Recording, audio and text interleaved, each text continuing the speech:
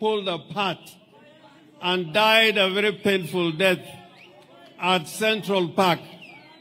Now, instead of doing proper investigations, what the police did was to look at the people who attended that rally, and they were looking at people who were generally with Raila Odinga or Jaramogi at that time, and that is why they were arbitrarily arrested. Even my own driver, who is here, Michael Kuma, was also arrested. There's a young man I've known for years in the street, known as Dod Kenyatta. He was there. Lumumba Owade, who had just spoken, was there. There were nearly 9 of them. Your Excellency, what helped that case was there was a policeman who recorded his statement in English. And then when we went to court, after he had been sworn to say the truth and nothing but the truth, when he was shown the statement and asked which language he was going to speak in, and he said he is going to speak in Swahili. Unfortunately, his statement was in English. So when I started asking him questions in English, the judge then, Okubasu, insisted that he must answer in English. That there cannot be a policeman who was a superintendent of police who did not understand the English language. So every time I put him a question and read his statement, all the time he was saying, hiyo si mambo yangu, mimi sikusema hiyo. So ujinga ya huyo polisi ndio ilifanya hawa wenzetu wakatoka katika jela. They were found innocent, but the worst thing is that they were charged with murder. And this man, Oduor, would have been hanged. And it was not just one day. Lumumba here, after 8 months, again he was arrested in Bungoma, and they said they had killed the son of the former member for Ebuye, Honorable Sambu. And I used to go to Bungoma every day, very early in the morning from Nairobi. 5 of them were charged during a by-election. Most of those young men died. The veterans who were taken to community, nearly 3 of them are dead. But what am I trying to say? And you have said it before at one time, that the weaponization of the criminal justice system should stop. The police should not be used to make up trumped-up charges. This young man at that time, he was in prison for 9 months on trumped-up charges because he was a freedom fighter, and that's why he was being arrested and charged with the offense of murder. And I thank God that policeman, he wrote a statement in English, but somebody wrote it for him. And then when he was being questioned in court, he said, no, he didn't know. There was a time when Jaramogi was called upon to go and give a statement at the CID concerning the death of Julie Ward. I think, Raila, you remember this because there's a young man who had gone into exile and had talked to Jaramogi. And Jaramogi made a statement. Instead of investigating that case, they now called Jaramogi to make the statement. And it was not an easy time at that time. So what I'm trying to say, let us build a society which is based on the Constitution and the rule of law. We can say many things. And me, I cannot be praise singing because we fought for a democratic constitution where people should talk. Where people should talk. Where people should talk. I was in parliament when people used to tell Moi that Moi hakuna mahali utaenda. You will be in power until the day you want to go. They told Moi And I was in Parliament at that time. There are only a few of us who said we cannot have this system of government. And Raila was the head at that time when Jaramogi died, that we do not want that system of government. So I am asking you Kenyans, this constitution that we fought for, it is a very difficult document to keep. And if you keep on, song praising all the time, we will not have a country. So I urge you, tell your leaders the truth. Tell your leaders the truth. And know that even when, President, when you came here the first time, I was the only one who was here. I was the only one. I was here because I was convinced that institutions must work. A lot of my, even Otiende here said he cannot come. I tried to persuade him. I was here alone with you because I don't praise, song praise. I believe that you're the president and we are going to talk. So this country will go to the dogs again if the kind of language I'm hearing here, you continue with that language. Please, when you have something being brought to Siaya, it is a matter of right. It is not you're being given, it's a matter of right. It's a matter of right. And I cry. When I was in Parliament, I was the only backbencher. I was here with Omamo, I was with Okero, there were other people like Okwanyo, and they used to tell me that you must be in government. All of us cannot be in government. Just fight for your right. Just fight for your right. And you'll have a better country.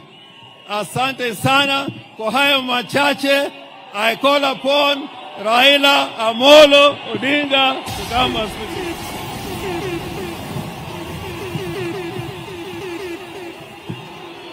Hallelujah.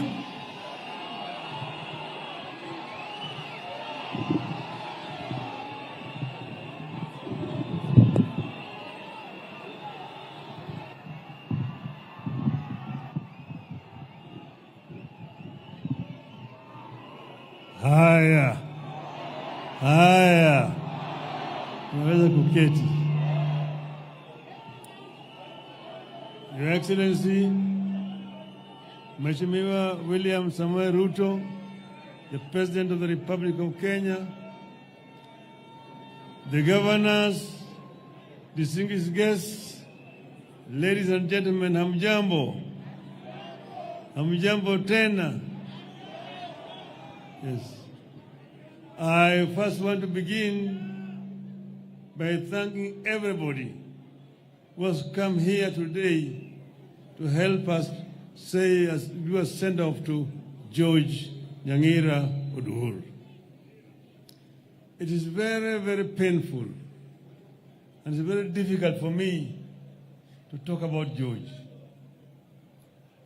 But first let me begin by bringing condolences from Mama Aide, my wife, who cannot be here today because she's on a mission in Korea. That's why she's not here. George is a part of our family. And you see, it is now 10 years since I lost our first son, Fidel. And now George is gone. It's so painful indeed. If you say somebody is ready to take a bullet for you, George,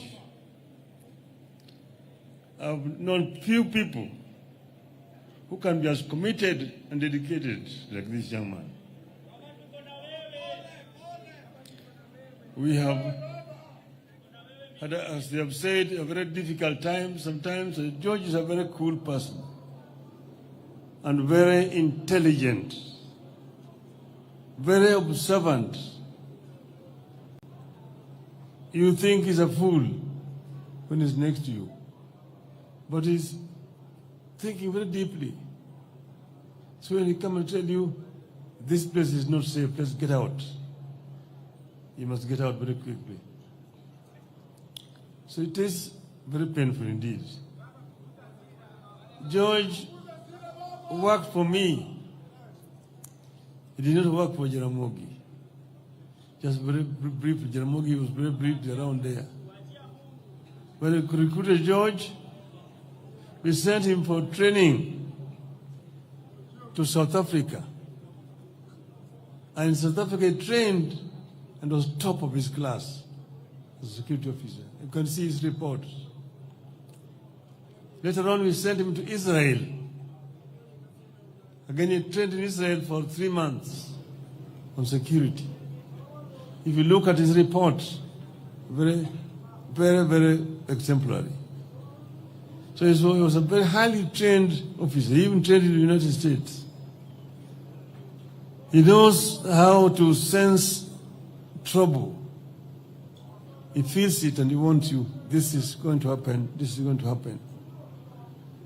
So we knew each other so closely, so well with George, and we've traveled around the world with him. Are they 7 continents? We've been with George to 5 continents, except Arctic and Antarctica. We've been all of those places. And he's so familiar with many other things. When you go to a place within a short period of time, he has moved around and he has scouted and know where the danger is. So it is painful. But the other people you've seen here, they call the veterans. Veterans, wasimami. Those people there. Hello? Veterans, fungeni mkono. These are the people who have been with us. There's very many. They are battle hardened. Asanteni sana. Ni hao watu ambao wamekuwa pamoja na George throughout all this period of time. So we have lost a son in our family, and we are very sad indeed. Mama Carol here has kept George. She has looked after George very well. George was all the time very smartly dressed when he comes to work. Thanks to Carol. Yeah. So I thank all of you for coming here today. Now today is not my day to make a long speech. I don't want to make a speech. But wacha niseme hivi. Kenya hii iko hapa na itabaki. Dunia ni daima, lakini binadamu haishi dunia daima. Kwa hivyo Kenya ni moja peke yake. Mpaka tulinde Kenya, na vile vile tubadilishe Kenya. Na Kenya italindwa na itabadilishwa na Wakenya, si mtu mwingine. Kwa hivyo Wakenya mpaka wasimame pamoja. Yale ambayo hatutaki ni ubaguzi. Ubaguzi ya kijinsia, ubaguzi ya rangi, ubaguzi ya kikabila, ubaguzi ya huyu ni mzee, huyu ni kijana, huyu ni mama, huyu ni mlemavu, hatutaki. Tunataka kuunganisha Kenya wawe kama kitu kimoja. Hiyo ni muhimu sana. Pili, neno yangu ya pili, Junet yari amesema.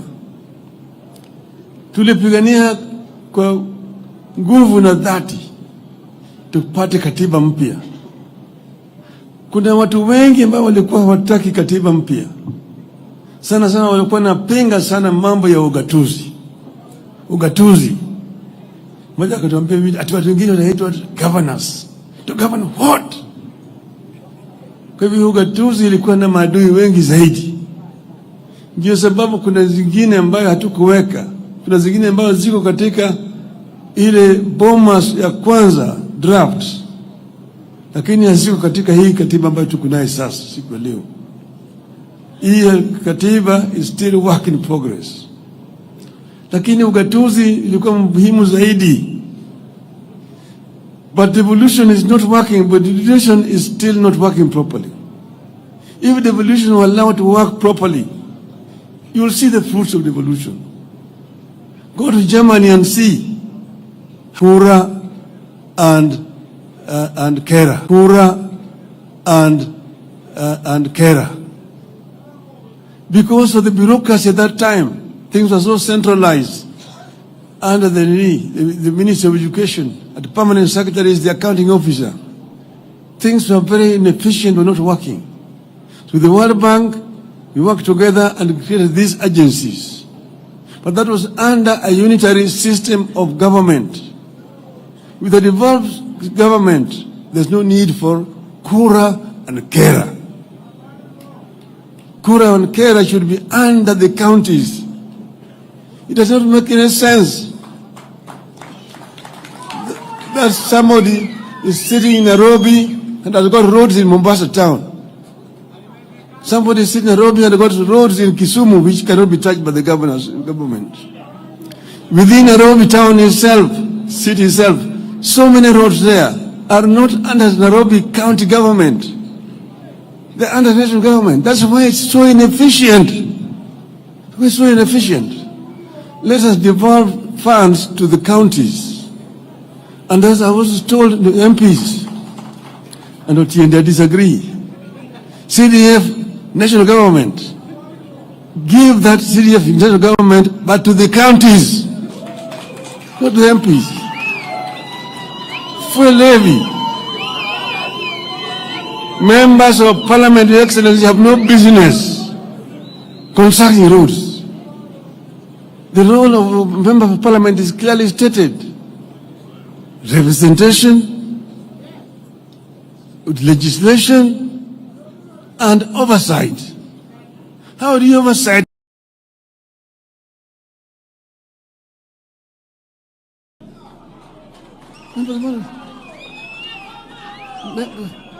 Those funds should go to the counties. And if the governors mess up with those things, then we deal with the governors themselves. But they don't tie the hands of governors. And then MPs go and say, mimi ndio nimejenga barabara hii, mimi nimejenga barabara hii, nimejenga shule hii, niko hospitali hii, governor hajafanya chochote. Because the governor has not been given the money. Give the money to the governors. Let devolution work properly.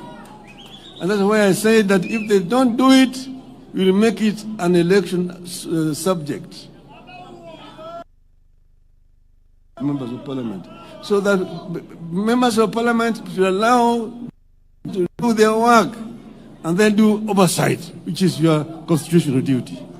That is what I wanted to say today. I don't want to make a long speech. My brother, Mheshimiwa Rais wa Jamhuri ya Kenya, karibu, ongea na hawa watu yako.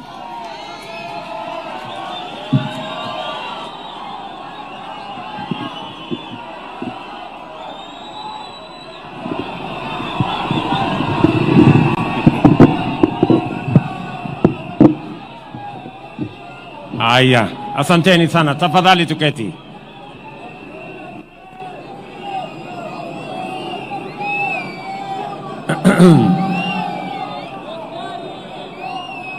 Mama Karen, mjane wa rafiki yetu George Oduor, Mheshimiwa Raila Odinga, kiongozi wetu wa chama ya ODM na Prime Minister wa Republic of Kenya, viongozi wote wengine, wananchi wa hapa Siaya, hamjambo. Amoso ujo durua. Nyasaye ber. Sejete. Bwana Yesu asifiwe. Asanteni sana. Kwanza mimi nataka nichukue nafasi hii on behalf of the government of Kenya and on my own behalf and my family to bring condolences to Mama Karen and the family of George Oduor, a man we have come here to celebrate today. And I have come here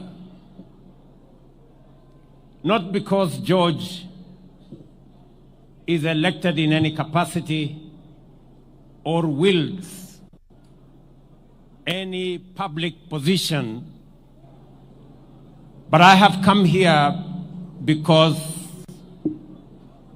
George has demonstrated beyond any doubt that he is a Kenyan who has demonstrated competence as a security officer. He has demonstrated competence and integrity as a confidant, and he has shown immeasurable loyalty as a Kenyan patriot entrusted with the security, especially that of the Honorable Raila Odinga. And therefore, on behalf of many Kenyans, we have come here to celebrate a man, a competent police officer,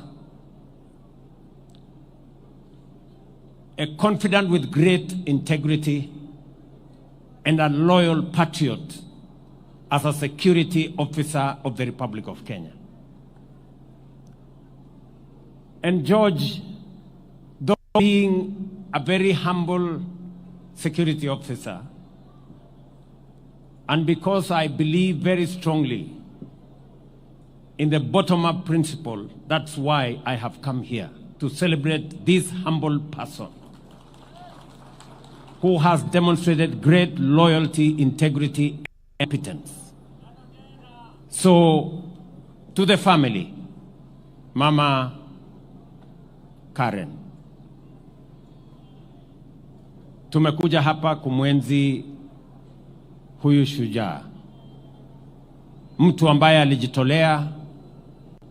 It is very difficult when I saw the comments of our Prime Minister about George, that he was a person you can entrust with many things, including money. You know how difficult it is to trust people with money. This is one person that Prime Minister could trust with many things, including money. And therefore, we have come here to celebrate a man of integrity, a competent police and security officer, and a man we all celebrate. Allow me to use this occasion of George, because I also came to know George as a member of ODM then. And we were in many places together. And somebody said here, I benefited also from his security services, and that is true. Whenever we went to situations as members of ODM that time, George was on hand, and many of the people I have seen here, including Lumumba, who I thought was a security officer, I now know that he is an elected MCA. And allow me to use this occasion to thank my elder brother, the Honorable Raila Odinga.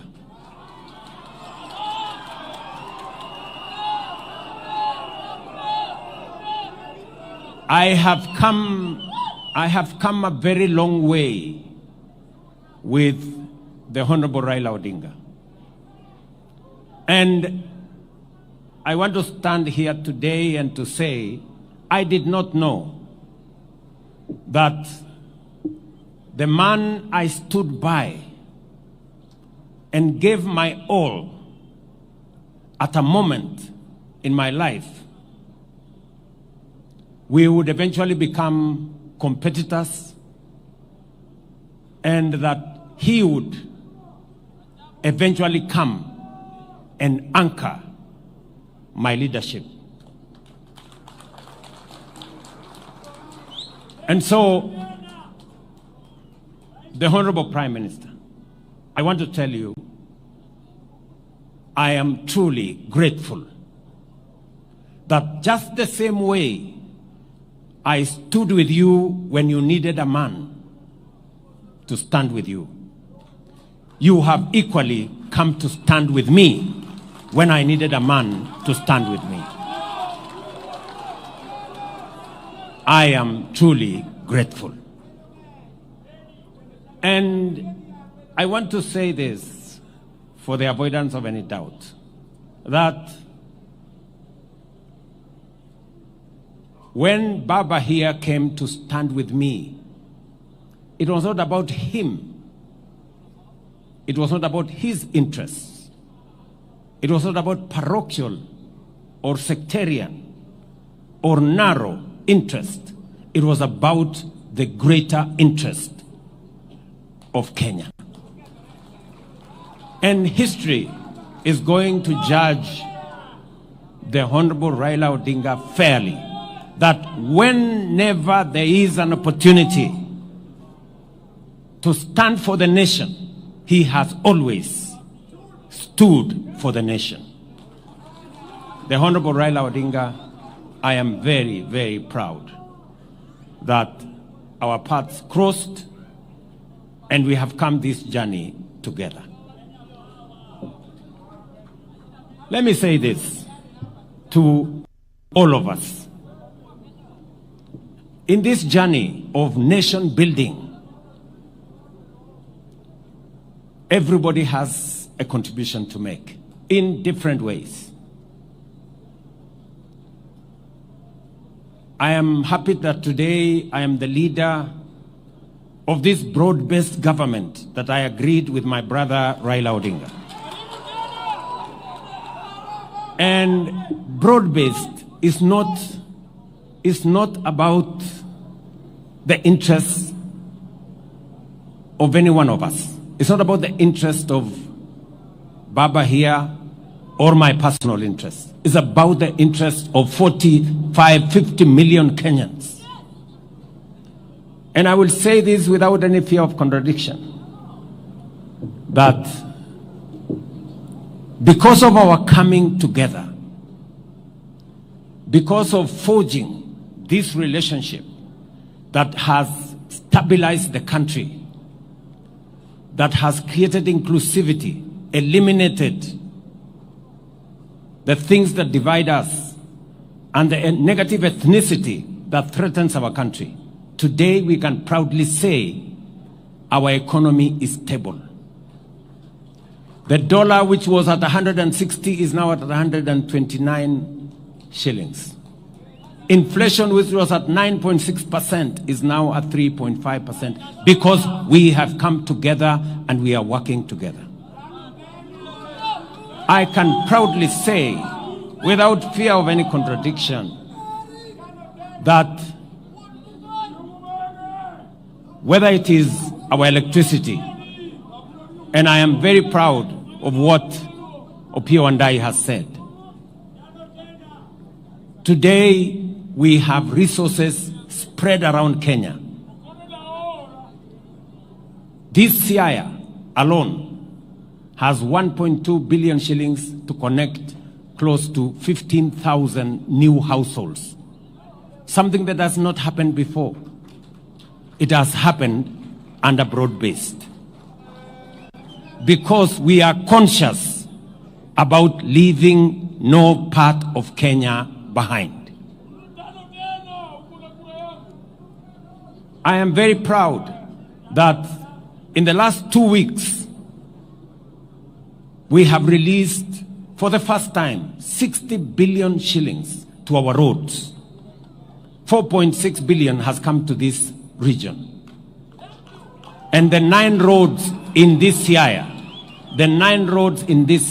all the contractors will now go back because we have done what we have done together. And because we have put the country ahead of Raila's interests, of William Ruto's interests. And that is the moment that this country needs. That is the moment that this country needs. We can have the best constitution. We can have the best election. But if we don't have the right psyche and the unity of purpose, ethnicity, division can. And therefore, I want to say to you, my brother Raila Odinga, that what you have done is what has enabled me even to do what we are doing in our housing, our markets, our infrastructure. And I want to say that our nation, Kenya, has consistently been undermined by division that undermines the national interest. And there is absolutely every reason for us to find it in ourselves how to forge unity for purposes of the nation. Kwa hivyo mimi nataka niseme leo nimekuja hapa kuungana na familia ya ndugu yangu Raila Odinga. Huyu George ni mtu ambaye alitusaidia, hata na mimi nilifaidika wakati tulikuwa pamoja katika ODM. Na nimesikia Sifuna anaongea na nguvu. Wakati unaongea mambo yangu Sifuna, ujue mimi ndio mwanzilishi wa ODM. So unaenda polepole kidogo. Yes. Sisi ndio tulianza hii kitu. Ama namna gani? Na unajua ukinisukuma sana nitaitisha mkutano ya founder members ya ODM. Si ndio? Unajua tukiitisha hiyo mkutano tunaweza kufanyia discipline sisi ambao tulianza chama. Si ndio? So twendeni mosmos. Ile kitu mimi nataka niwaambie ni kwamba vile ndugu zangu wameongea hapo mbeleni, sio lazima sisi wote tuwe katika ndani ya serikali. Ni kweli. Lakini nani alisema kuna watu wamechaguliwa wawe wanakaa tu nje ya serikali all the time? Kuna mtu alisema kuna watu wamepangiwa kukaa nje ya serikali miaka yote? Hapana.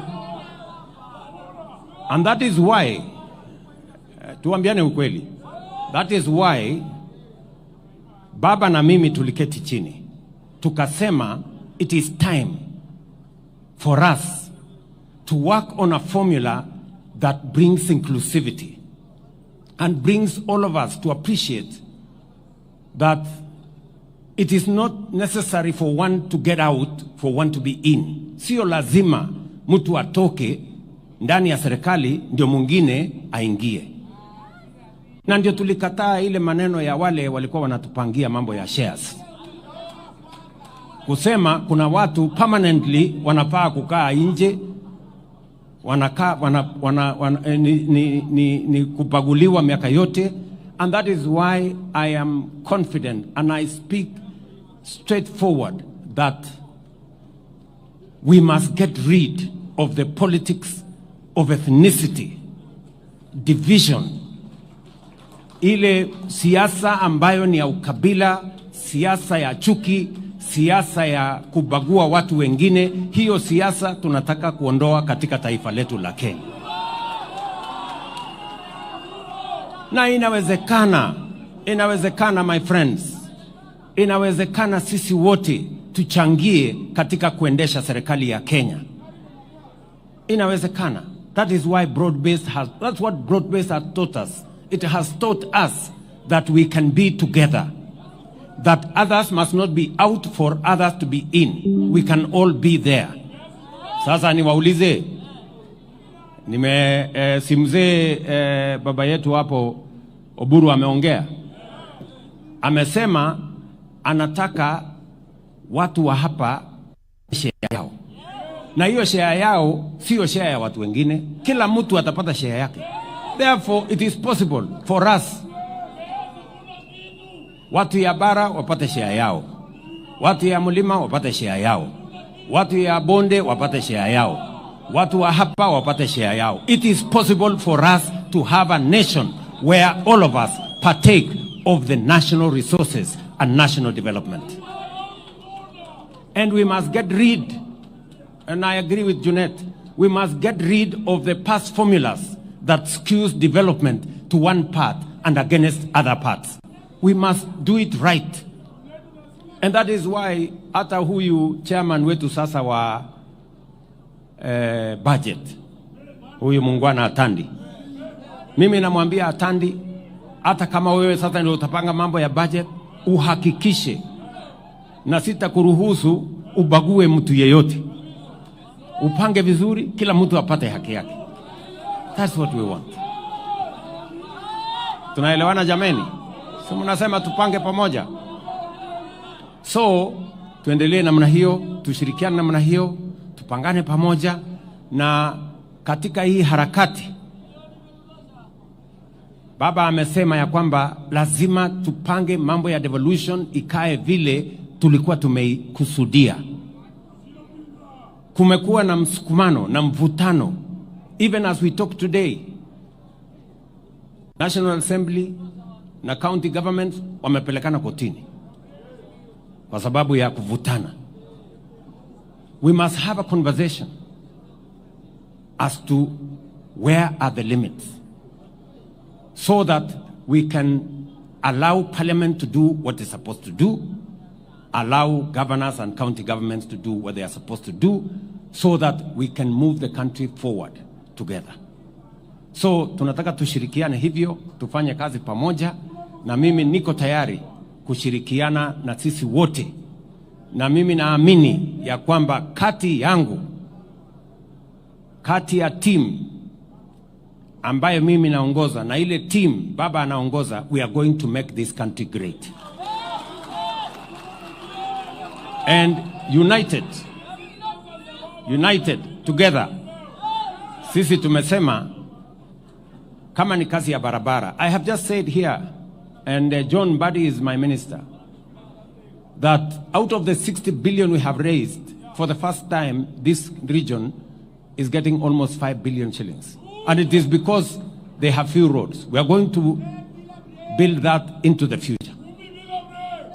And we cannot deny, we will be living in denial if we don't correct the mistakes of the past by making sure that we balance the country and balance the development of the country.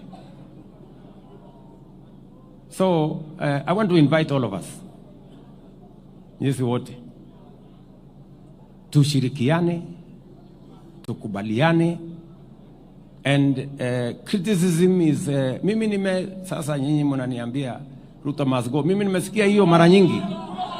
Kulikuwa na Moi must go, kulikuwa na mwingine must go, kulikuwa na mwingine must go. Hii must go ni wimbo tu ya kawaida, there is no problem. Ndio shida iko wapi? So there is no problem. Mara wananiita sijui nini Zakayo, mara Kasongo, mara nini. I am not bothered. Hii ni majina tu ya kawaida, lakini I am focused. I am focused. We must get our education right, and I am very proud of what we are doing with our education. We must get our electrification right.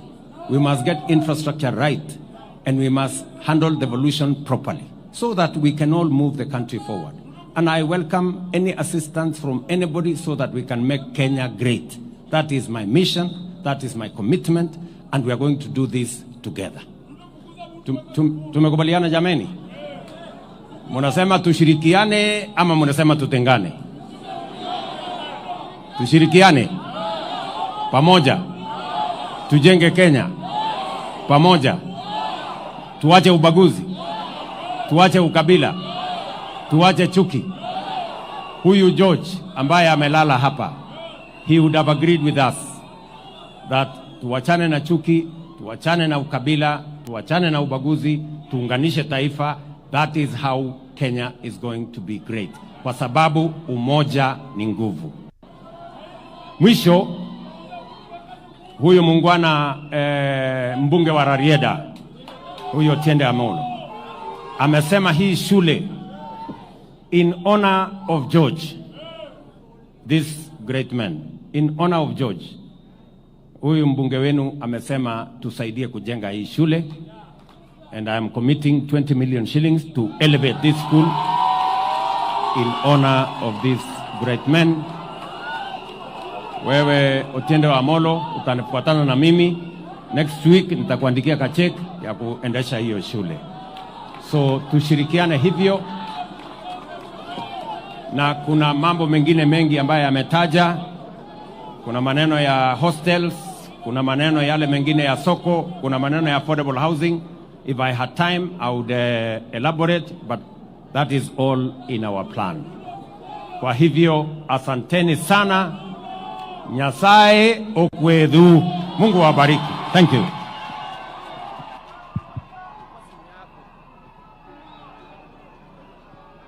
Asante Mheshimiwa Rais kwa hayo. Niombe tuketi. Niombe tuketi. Asante. Kabla tuelekee kumaliza kwa kanisa, Mheshimiwa Otiende, matangazo maalum. Thank you, Your Excellency, the President, for every...